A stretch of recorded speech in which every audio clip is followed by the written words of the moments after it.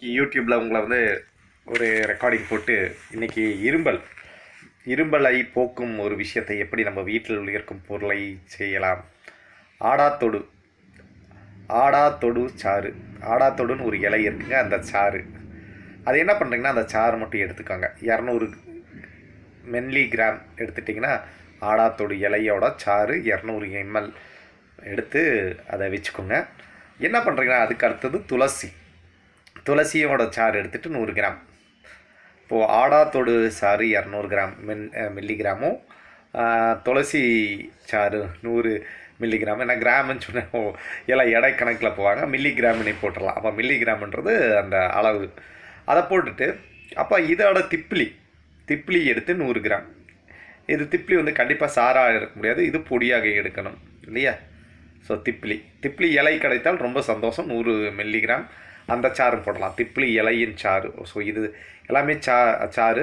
இப்போ சாறு கிடைக்கல, எனக்கு வந்து இதெல்லாமே கொஞ்சம் கஷ்டம் அப்படின்றவங்க இது என்ன பண்ணால், ஆடாத்தொடு இலையோட பவுட்ரு கிடைக்குங்க, 100 கிராம் அதை வாங்கிக்கோங்க.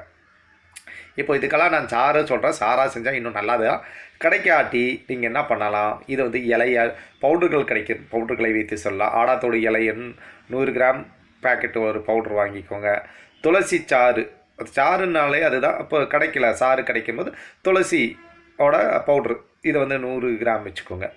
ஸோ இது வந்து இப்போ சாறு இருந்தால் நல்லது, ஆனால் இல்லாதவங்களுக்கு இப்படி செய்யலாம். ஒரு 2வது முறையே சொல்கிறேன், சாறு தான் செய்யலாம். ஆடாத்தொடு இலையோட தூள், துளசி இலையின் தூள், அப்போ திப்ளி, இந்த 3மே. திப்ளின்றது வந்து மோஸ்ட்டாக சாராக இருக்காது, இலை கிடைத்தால் நல்லது, சாராக வைக்கலாம். இல்லை திப்ளியை அரைத்து 100 கிராம் போடலாங்க. இதில் திப்ளி மட்டும் 2 வகையாக பண்ணலாம். சாறு கிடைக்கிறது கஷ்டம், இல்லை அந்த திப்ளி இலை இல்லாட்டின்னு பரவாயில்ல, பிரச்சனை இல்லை. நீங்கள் சாறு போடாட்டி திப்ளியை மட்டும் போட்டால் போதுமானது, 100 கிராம். ஸோ இப்படி அதை போடும்போது சீனின்றது வரும் இல்லையா, கரும்பு சர்க்கரையும் 300 கிராமுங்க. சீனியும் சாராக போட முடியாது. மென்தால்னு ஒன்று இருக்குங்க, மென்தால்ஸ். அது தேவைக்கேற்ப எவ்வளோ உங்களுக்கு வந்து அந்த தேவை வேணுமோ அதுக்கேற்ப நீங்கள் வந்து அதை செய்யணும். தேவைக்கேற்ப மென்தால்ஸ். சித்திரை வந்து சித்திரை தைன்னு கேட்டாலே கொடுப்பாங்க இந்த இதில். அது 10 கிராமு. ஸோ இது அத்தனையுமே சேர்த்து நீங்கள் வந்து ஃபஸ்ட்டு பாவு காய்ச்சுற மாதிரி, சர்க்கரை பாவை காய்ச்சுறது போல் காய்ச்சி, அதுக்கப்புறம் இந்த எல்லாத்தையுமே சேர்த்து நான் சொன்ன ஆடாத்தொடு, இந்த துளசி, அந்த அந்த திப்ளி எல்லாம் சேர்த்து ஆஃப் பண்ணி வச்சுருங்க. இது வந்து உங்களுக்கு வந்து இரும்பலுக்கான ஒரு போக்குவதற்கான ஒரு பயன்படுத்தும் ஒரு பொருளாக யூஸ் பண்ணலாம். இது செய்து பயனடைவீர்கள். நன்றி, வணக்கம்.